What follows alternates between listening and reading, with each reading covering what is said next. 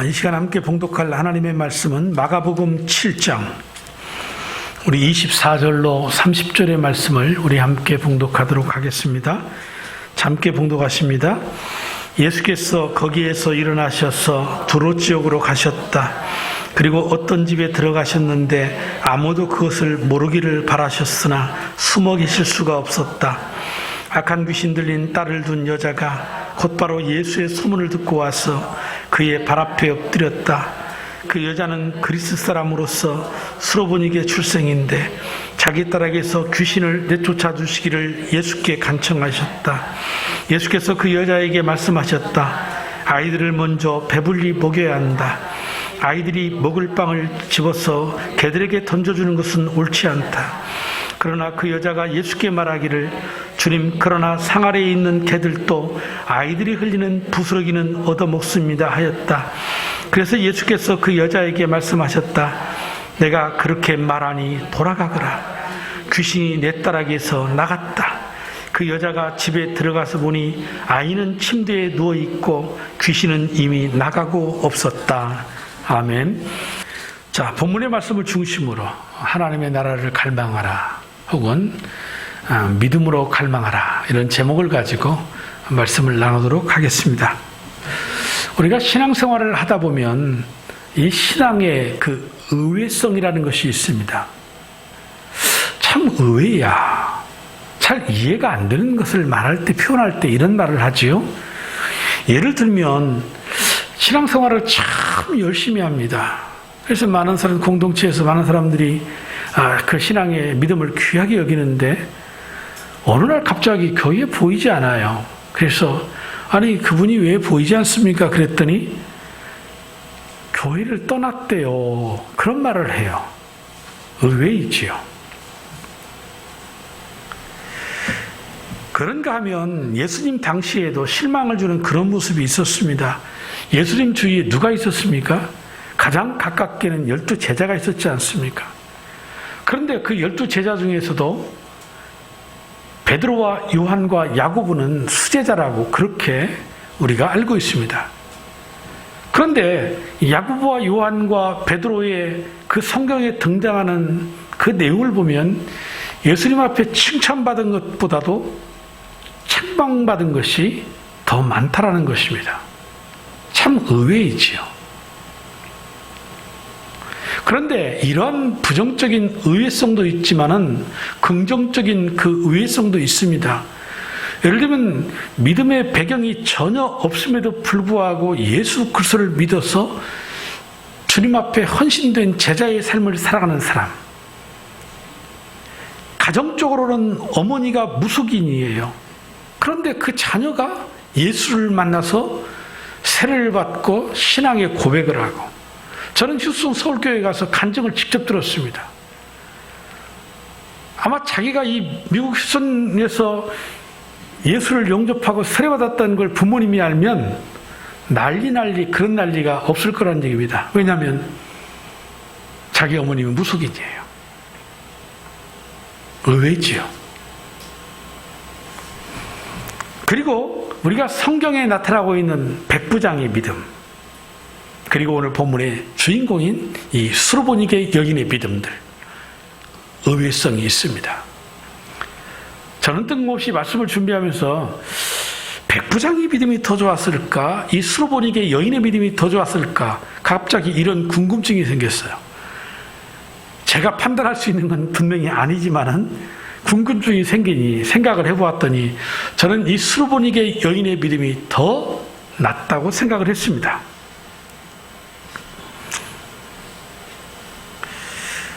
물론 마태복음 8장 10절에 보면 예수님께서 백부장도 이렇게 칭찬했습니다. 예수께서 이 말을 들으시고 놀랍게 여기셔서 따라오는 사람들에게 말씀하셨다. 내가 진정으로 너희에게 말한다. 나는 지금까지 이스라엘 사람 가운데에서는 아무에게서도 이런 믿음을 본 일이 없다. 이 이스라엘 사람들 가운데에서도 이 백부장과 같은 믿음을 단 한 번도 본 적이 없다. 아마도 당시에 이 전통적인 유대인들, 바리새인과 율법학자들이 이 말을 들었을 때에는 굉장히 충격적으로 들렸을 거고 자존심이 매우 상했을 것입니다. 백부장은 이방인입니다. 그럼에도 불구하고 예수님을 하나님의 아들 메시아로서 그 사람을 죽이고 살리는 권능이 있음을 믿고 와서 자신의 하인의 병을 고쳐주기를 구하는 이 백부장, 위대한 믿음이라는 것입니다. 그런데 수로보니게 여인에게도 주님께서는 내 믿음이 크다고 칭찬하셨죠.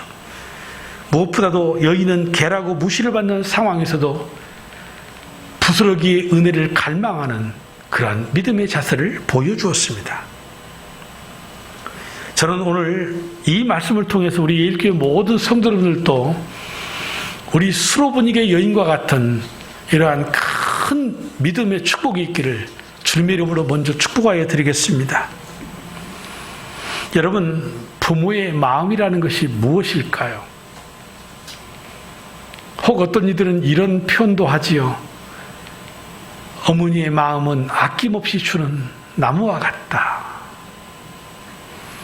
그래서 자녀에 대한 부모의 사랑의 깊이는 측정할 수가 없습니다.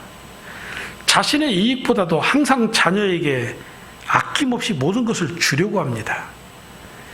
자녀에 대한 부모의 사랑은 지속적이고 어떤 상황과 환경도 초월합니다. 바로 오늘 수로보니게 여인이 바로 그런 어머니였습니다. 이 수로보니게 여인은 딸이 귀신 들렸다고 했습니다. 여러분, 세상에서 가장 안타까운 마음이 있다면 어떤 마음일까요? 바로 아픈 자녀를 둔 부모의 마음이라고 생각합니다. 아픈 자녀를 둔 안타까운 부모의 마음을 보면 제 마음도 아픕니다. 때로는 목사로서 이런 생각도 해봅니다. 우리 성도들의 자녀들이 이런저런 아픔을 가지고 세상을 살아갈 때 하나님, 내가 우리 성도들의 모든 아픔을 지고 갈 수 있으면 좋겠어요. 여러분, 빈말같이 들리겠지요. 사실 이것은 가능성이 없다는 이야기도 되지요. 그건 내가 할 수 있는 건 아니에요. 그러나 마음만큼은 사실 그런 마음이 들 때가 너무나도 많아요.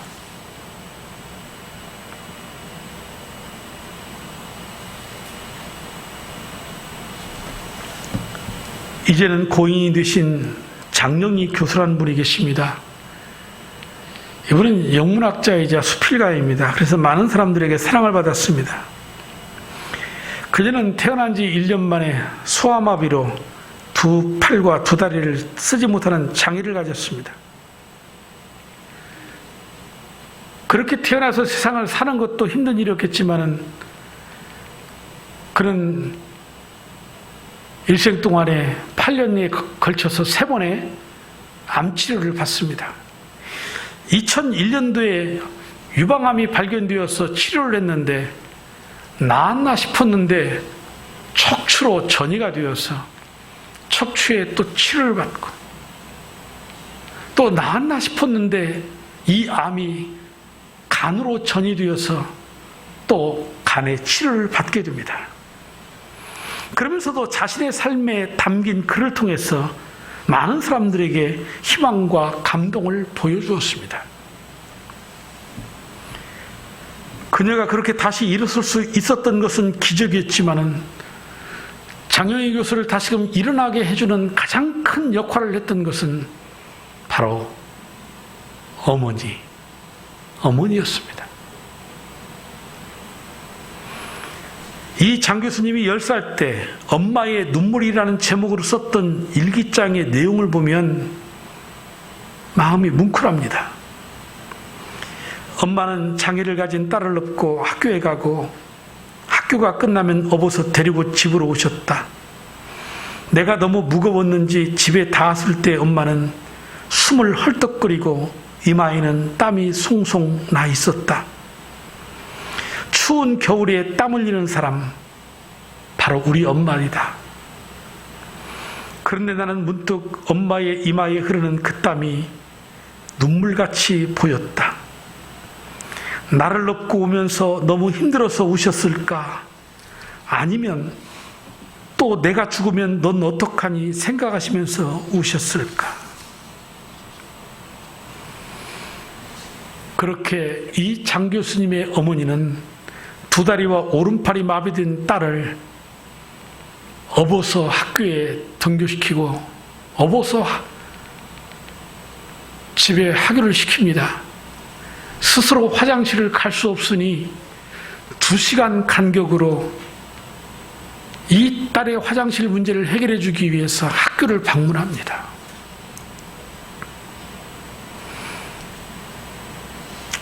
타기하기 직전 그녀의 입에서 흘러나온 마지막 말은 엄마였습니다. 엄마, 미안해. 이렇게 먼저 떠나게 되어서 내가 먼저 가서 아버지 찾아서 기다리고 있을게. 엄마 딸로 태어나서 지질이 속도 썩였는데 그래도 난 엄마 딸이라서 참 좋았어. 엄마는 이 아름다운 세상 더 오랫동안 보고 살다가 우리 나중에 다시 만나. 여러분, 오늘날에도 열이 펄펄 나는 아이의 이마에 손을 대고 눈물로 한숨을 짓는 어머니들이 있습니다. 그 아픈 자녀를 등에 업고 병원의 계단을 오르락내리락하는 어머님들도 있습니다. 의사와 병원이 자식을 단념해도 좌절하지 아니하고 포기하지 아니하고 끝까지 하나님 앞에 살려달라고 기도하는 어머니들이 있습니다. 그 어머니의 사랑을 하나님의 사랑 외에 이 세상에 어디에 비교할 수 있을까요? 바로 수르보니게 여인은 이렇듯 아픈 딸을 가진 한 여자이자 엄마였습니다. 딸이 흉악한 귀신에 들렸으니 그 아픔은 얼마나 컸을까요? 그 딸을 고치기 위해서 좋은 약이란 약은 다 써보고 좋은 의원이란 의원들은 다 다녀보지 않았겠어요? 그럼에도 딸의 차도가 보이지 않을 때 그 여인이 겪었을 애달픈 인생의 삶, 그의 심령에는 늘 눈물이 고여있는 겁니다. 딸의 고통이 여인의 고통이 되고 딸이 불행한 만큼 그 여인도 함께 불행해지는 것입니다. 그런데 어느 날 예수님께서 자기 마을에 오셨다는 소식을 듣고 자기의 딸을 고치기 위해서 예수님께 찾아 나아가서 그 발 앞에 엎드리는 겁니다. 25절과 26절을 보십시오. 악한 귀신 들린 딸을 둔 여자가 곧바로 예수의 소문을 듣고 와서 그의 발 앞에 엎드렸다. 그 여자는 그리스 사람으로서 수르보니게 출생인데 자기 딸에게서 귀신을 내쫓아 주시기를 예수께 간청하였다. 여러분, 그는 이방인입니다. 믿음의 신앙적인 배경이 전혀 없습니다. 이방인은 당시에 이스라엘 유대민족에게는 개 취급을 받지 않았습니까? 그리고 그는 여인으로서 당시에 여자는 남자들로부터 무시를 받았습니다. 하지만 이러한 불리한 조건을 믿음으로 극복하고 오직 한 가지의 소원, 내 딸을 고칠 수만 있다면 내가 무슨 일인들 못할까? 그래서 예수님 앞에 나와 엎드린 겁니다. 여인은 예수님이 귀신을 내어 쫓아낼 수 있는 권세로 믿었습니다. 그래서 예수님 앞에 엎드려서 자신의 딸의 귀신을 내어 쫓아달라고 갈망했던 것입니다. 여러분, 믿음이 무엇입니까? 갈망입니다. 만약에 우리가 하나님을 믿는다고 말하고 예수님을 믿는다고 말하지만 그 하나님과 주님 앞에 갈망이 없다면 여러분, 우리는 종교인입니다. 기독교를 믿는다고 하는 종교인에 불과하다는 겁니다. 하나님과 나와의 관계에서 이 갈망은 기도로 이어지지 않습니까?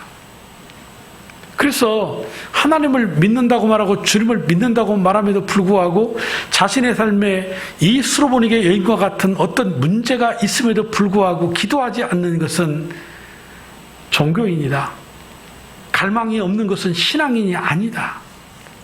갈망해야 합니다. 왜 하나님의 살아계심을 믿는다고 하면서 갈망하지 않습니까?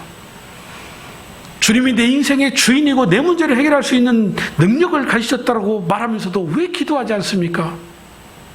왜 갈망하지 않습니까?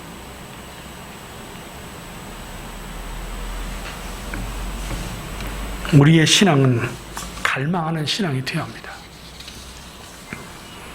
이 여인이 예수님의 발 앞에 엎드린 믿음은 갈망이었습니다. 이 갈망은 딸을 사랑하는 그 마음에서 나온 것이지요. 오늘날에도 사람마다 하나님 앞에 나오는 동기는 각각 다를 것입니다.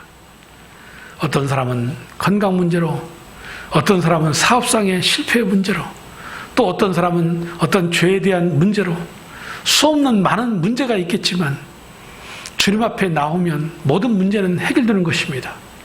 이 갈망으로 솔로몬이가 여인은 자녀의 문제를 가지고 예수님 앞에 나와서 엎드렸던 것입니다.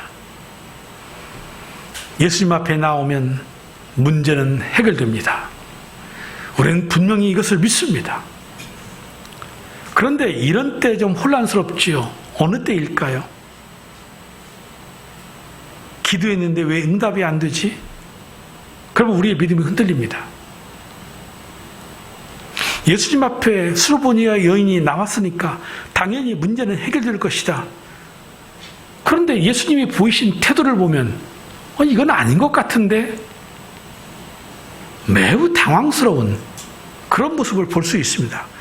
우리 22절로 23절을 보겠습니다. 마침 가나안 여자 한 사람이 그 지방에서 나와서 외쳐 말하였다. 다윗의 자손인 주님, 나를 불쌍히 여겨주십시오. 내 딸이 귀신이 들려 괴로워하고 있습니다. 그러나 예수께서는 한마디도 대답하지 아니하셨다. 마태복음 15장에 나오는 말씀이세요. 여인이 주님 앞에 나와 엎드려 부르짖어 간구하고 있는데 예수님이 침묵하셨다라는 겁니다. 이게 뭐지? 예수님 앞에 나오면 모든 죄 사함받고 예수님 앞에 나오면 모든 문제 해결된다. 그래서 우리 예수님 앞에 나가야 된다. 그래서 예수님 앞에 나왔는데, 그래서 하나님 앞에 간절한 믿음의 갈망을 가지고 구했는데 예수님이 침묵하신다. 이 말은 마치 못 들은 척 하시고 외면하셨다는 얘기입니다.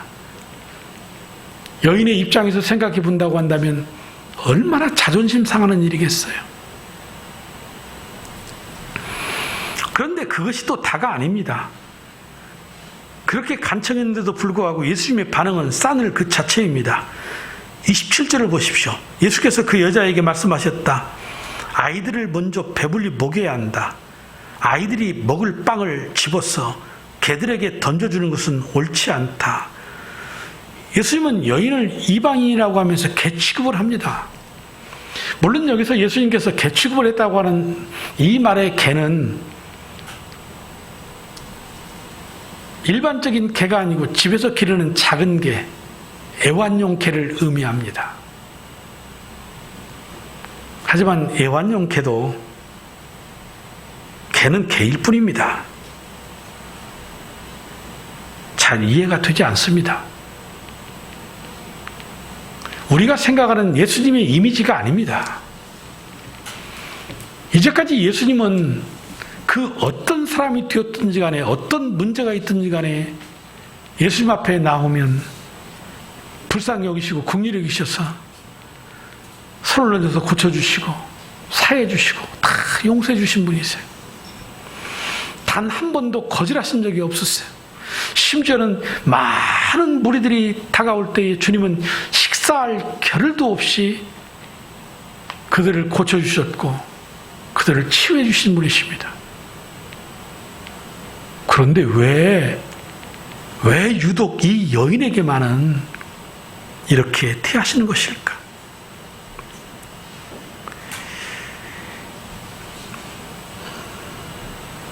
본문에 나와 있는 이런 행동에서 예수님의 어떤 의도를 발견한다면 한 3가지 정도는 생각해 볼 수 있습니다. 첫째가 뭐냐면 구원의 순서입니다. 그래서 27절을 우리가 보았는데 예수께서 그 여자에게 말씀하셨다. 아이들을 먼저 배불리 먹여야 한다. 여기서 아이는 누구입니까? 유대인들입니다. 아이들이 먹을 빵을 집어서 개들에게 던져주는 것은 옳지 않다. 개들은 이방인입니다. 그러니까 이 구원의 순서가 뭐란 얘기입니까? 먼저 이스라엘이고 그리고 이방인입니다. 구원의 순서입니다. 그리고 둘째 의도는 뭐냐면 우리가 한 죄인이 구원받아서 주님 앞에 설 때까지의 과정에 순서가 있는데 우리가 그것을 구원의 서정이라 이렇게 표현합니다. 학자들마다 혹은 교단마다 이 구원의 이 서정의 순서는 조금씩 차이는 있습니다. 그런데 그 가운데에 중생과 회심이라는 것이 있습니다. 바로 하나님 앞에서 우리 자신이 누구인가를 발견하도록 하는 것인데 우리가 누구입니까? 바로 천벌을 받아 죽을 만큼 큰 죄를 지은 그런 인간들이 바로 우리 자신이다. 제 표현이 너무나도 과했나요? 목사님, 저는 무슨 제가 천벌을 받아 죽을 만한 죄를 지은 적이 없어요. 이렇게 말할지 모르겠어요. 그러면 제가 천벌을 받아 죽을 만한 죄인이라고 말할 때 저는 뭐 얼마나 큰 대단한 그 죄를 져서 이 표현을 하겠어요? 아니에요. 궁극적으로 하나님을 떠나서 내가 얼마나 내 마음대로 살았던 사람인가 생각하면 정말 나는 천벌을 받아도 마땅한 사람이라 그런 표현이에요. 사도 바울은 내가 죄인 중에 괴수라고까지 표현을 했어요. 그런 우리들이 죄를 회개할 때 죄의 용서를 경험하게 되고 하나님 앞에 의롭다 하심을 얻게 된다는 것입니다. 바로 예수님께서는 이방인 이 수로보니게 여인에게 이러한 죄의 용서를 경험하게 하시는 것입니다. 저는 그래서 이 말씀 앞에 제 스스로가 하나님 앞에 내 신앙의 고백을 이렇게 해보았어요. 나 박태규는 고백합니다. 나 박태규는 개와 같은 존재입니다. 이 개와 같은 죄인 박태규를 위해서 주님은 개와 같은 취급을 받으시고 십자가의 길을 걸어가셨습니다. 그렇습니다. 아무런 죄가 없음에도 불구하고 그 침뱉음과 모욕과 그 채찍질과 그 멸시와 천대, 예수님도 개 취급을 받으셨어요. 그럼에도 불구하고 단 한마디 변명도 하지 아니하시고 그 십자가의 길을 걸어간 것은 무엇 때문입니까? 바로 온 인류를 구원하시려고 하는 하나님의 놀라운 계획을 이루시기 위해서인 것입니다. 여러분, 우리도 이 세상을 살아가면서 이러한 모욕과 멸시를 받을 때도 있을 것입니다. 마땅히 그것이 내가 잘못했으니 받아야 할 일도 있겠고 또는 억울하게 그런 모욕과 멸시를 받을 때가 있을지는 모르겠지만 그때마다 우리 자신을 하나님 앞에 철저하게 회개하고 정말 내 자신이 하나님 앞에서의 용서받은 그 사주의 은총으로 말미암아 다시금 변화되어 새로운 삶을 살아가는 이러한 축복이 저와 여러분 가운데 있어 주시기를 주님의 이름으로 축복을 드립니다. 그리고 세 번째로는 이 여인의 믿음을 드러내심으로 말미암아 바리새인들과 율법학자들을 교훈하기 위해서입니다. 여러분 생각해 보십시오. 이제까지 우리가 살펴본 율법학자 바리새인들은 어떤 사람들이었습니까? 하나님의 아들이신 진정한 그들이 그토록 기다리셨던 메시아가 예수님이 하나님의 나라로서 그들 앞에 지금 오셨음에도 불구하고 그들은 자신의 더러운 삶을 의롭게 포장하고서 자신이 죄인이라고 하는 죄의 고백을 단 한 번도 한 적이 없습니다. 오히려 지난주의 말씀처럼 하나님을 잘 섬기는 것 같지만 결국은 누구를 위해서 섬기는 겁니까? 자기 자신을 위해서 섬기는 겁니다. 그러니까 열심히 섬기지만 마음이 없는 겁니다. 또한 그들은 처음부터 드릴 마음이 없는 사람들이었습니다. 그리고 자신만 웅덩이에 빠지면 괜찮은데 다른 사람도 웅덩이에 함께 빠지도록 인도하는 맹인이 맹인을 인도하는, 그래서 예수님 앞에 영적 소경이라는 책망을 받지 않습니까? 그런데 이 한 여인을 통해서 그가 비록 이방인의 조금도 믿음의 배경이 없는 평범한 이방인의 여인이지만은 예수님 앞에 나와서 개와 같은 자신의 존재를 인정하면서 그 하나님의 은혜를 갈망하는 이 여인을 통해서 그의 딸이 고침받고 그의 가족이 구원받는 이 놀라운 역사를 보여주므로 저 완악한 바리새인과 율법학자들을 책망하시고 교훈하시려고 하는 의도가 있었다라고 보는 것입니다. 어쨌든 저는 우리 가운데에도 오늘 이 수르보니게 여인과 같은 위대한 믿음의 여인들이 많이 나오기를 기도합니다. 그저 입술로만 화려하게 하나님을 섬기는 그런 신앙 아니고 진심으로 내면에 이 믿음의 비밀을 소유해서 온전히 전심으로 하나님을 섬기는 그런 저와 여러분 되기를 주님의 이름으로 축복해 드립니다. 그리고 생각해 볼 것은 과연 이 수르보니게 여인을 통해서 그러면 우리는 어떤 믿음의 교훈을 받을 수 있을까? 첫째가 사랑의 갈망의 힘은 위대하다라는 것이죠.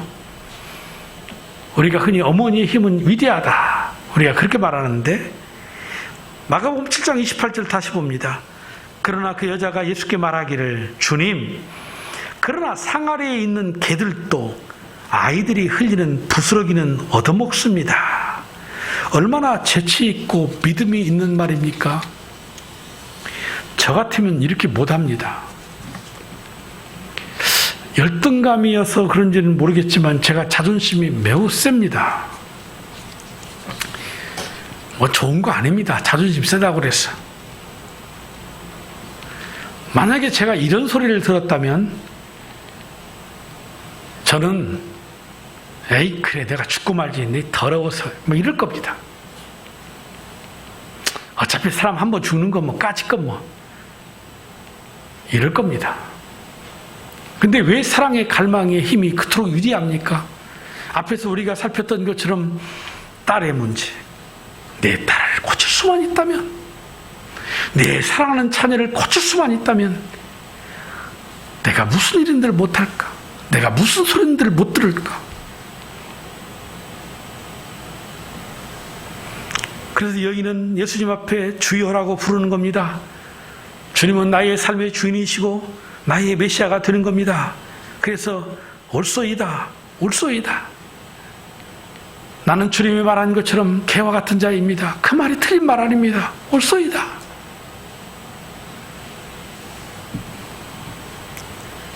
이 힘이 뭐라는 겁니까? 바로 사랑의 갈망의 힘이라는 겁니다.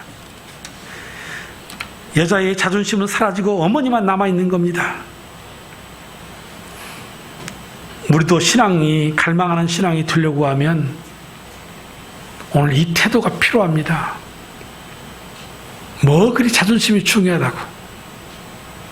내 자존심을 내세우면 내세울수록 하나님의 은혜를 경험할 수 없어요.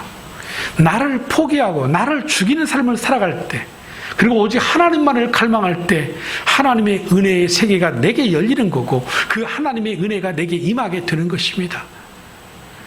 그래서 우리는 하나님이 우리에게 말씀하실 때 언제나 옳습니다. 옳습니다. 주님의 말씀은 옳습니다. 라고 받아들여야 합니다. 혹여라도 주님 이게 뭡니까? 이렇게 말해서는 안 됩니다. 혹여라도 주님 나는 싫습니다. 이렇게 말해서도 안 됩니다.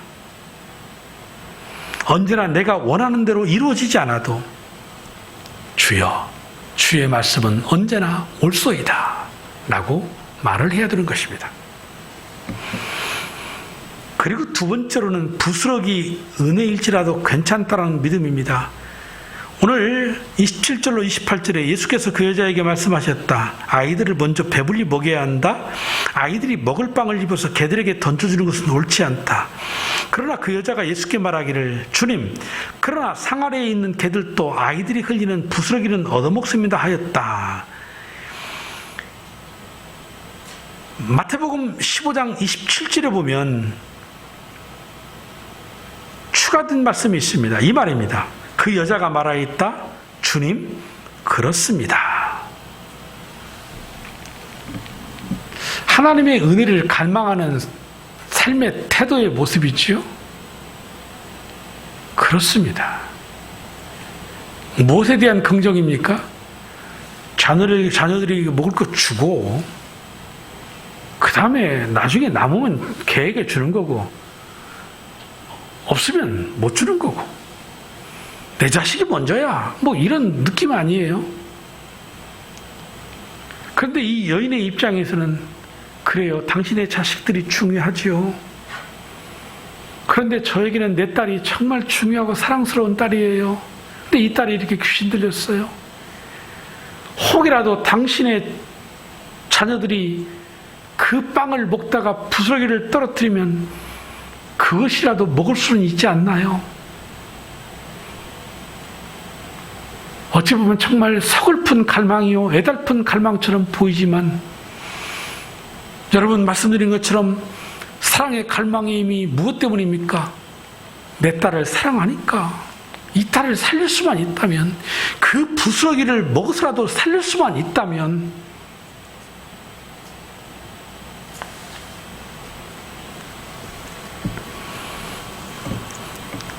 그래서 주님의 말씀 앞에 아무리 그 말이 힘든 말이어도 아멘, 아멘, 아멘. 그렇습니다. 내가 동의합니다. 내가 전적으로 그 말씀에 동의합니다. 그렇지만 부스러기라도 줬사오니 먹고 남으시면 조금이라도 줬사오니 내 딸만 살릴 수 있다면 그 조금 부스러기라도 주시면 안 되겠습니까? 여러분 앞에서도 말씀드렸지만 믿음은 갈망입니다. 신앙은 갈망입니다. 믿음이 좋고 신앙이 좋다라는 것은 얼마만큼의 갈망의 크기가 있느냐에 따라 달라지는 겁니다. 자신을 의지하고 자신의 배경을 의지하는 사람들은 갈망할 게 없어요. 주님 앞에서조차도 아쉬운 게 없어요. 그러니 무슨 하나님의 은혜를 경험하고 체험하고 주님의 제자의 삶을 살겠습니까?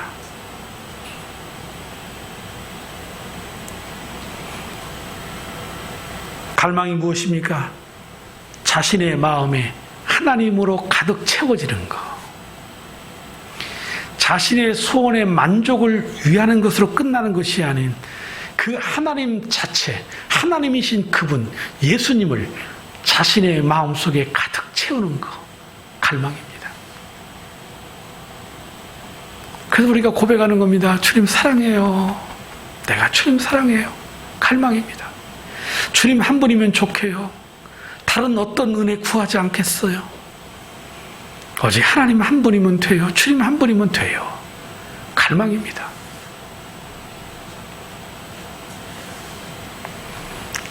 사랑하는 성도 여러분들은 누구를 그렇게 갈망해 본 적 있으십니까?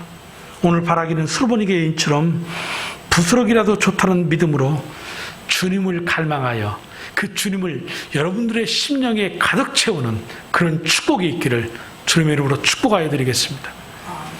그리고 마지막은 믿음의 말은 은혜를 가져온다라는 것입니다. 오늘 29절로 30절에 뭐라고 그랬습니까? 그래서 예수께서는 그 여자에게 말씀하셨다. 내가 그렇게 말하니 돌아가거라. 귀신이 내 딸에게서 나갔다. 네가 그렇게 말하니. 여러분, 우리는 예수를 믿는 사람들이죠. 하나님을 믿는 사람들이죠.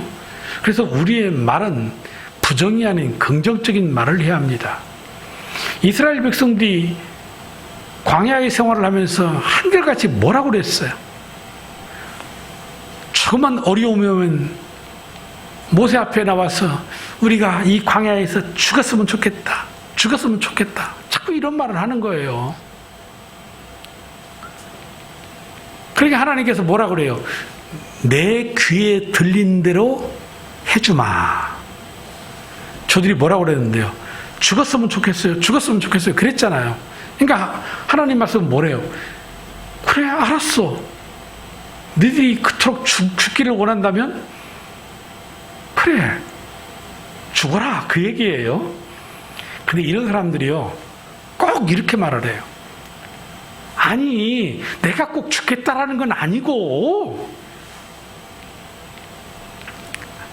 아니, 웃기지 않아요? 아니, 그러면 왜 자신의 마음이 살고 싶어서 그런 생각이 있다면 하나님을 갈망하면서, 하나님, 나를 좀 살려주세요. 단 한 번만 용서해 주시고 내게 단 한 번의 기회를 더 주세요. 그러면 되잖아요. 그게 본심이라면 그렇게 말하면 되는데 왜? 아이, 죽었으면 좋겠어. 그러면 죽어라. 그러면 내가 꼭 뭐 죽겠다는 건 아니고.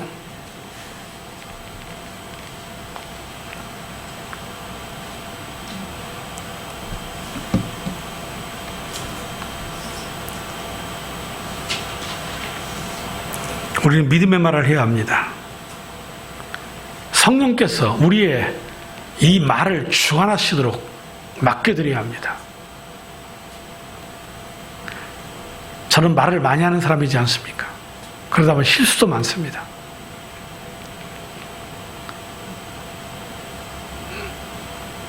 말을 안 하면 부부싸움도 안 하지요. 근데 말을 하다 보면 부부싸움이 돼요. 그렇다고 말을 안 하고 살 수는 없잖아요. 왜 그래요? 우리가 성숙하지 못하니까.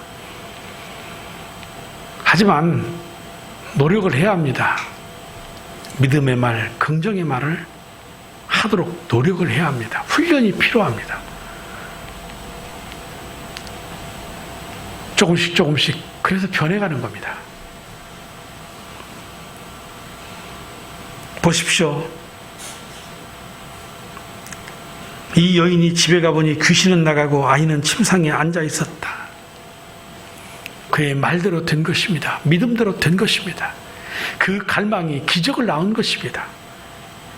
딸이 고침받았습니다. 가정에는 평안이 임했습니다. 이 한 여인의 어머니의 눈에는 기쁨의 눈물이 가염없이 흐르고 있었을 것입니다. 말씀을 맺습니다.